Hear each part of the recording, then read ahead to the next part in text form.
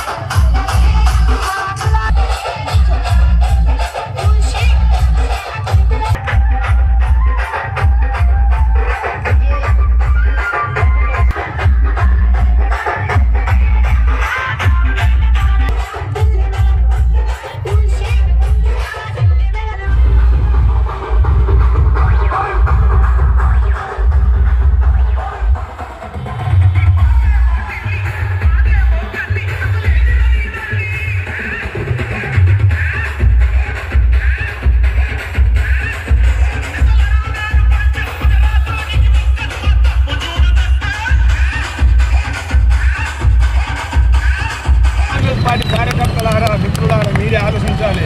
ఇవన్నిటి గురించి కాంగ్రెస్ పార్టీ కార్యకర్తలకు పదవులు లేవు, వాళ్ళకు పనులు లేవు, వాళ్ళను మీరు గుర్తించలేరు. కాబట్టి ఆనాడు క్యాంప్ ఆఫీస్లో నేను ప్రశ్నించడం జరిగింది. సార్, దయచేసి మీరు ఆలోచించండి.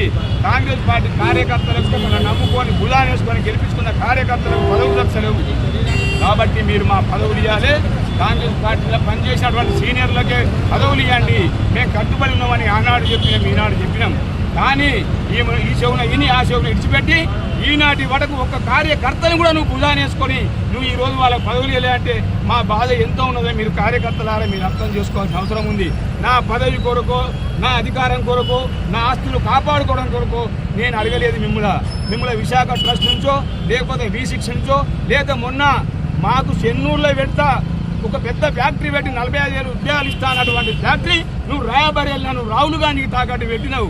మా ప్రజలందరినీ, మా యువకులందరినీ రాహుల్ గాంధీ దగ్గర తాకట్టు పెట్టి మా యువకులను ఇవాళ నట్టేయడం ఉంచావు. కాబట్టి ఆనాటి నుండి ఈనాటి వరకు మేము ఎంతో కుమిలిపోయి ఈరోజు నిర్ణయం తీసుకొని నీకు తగిన గుణపాఠం చెప్పాలి.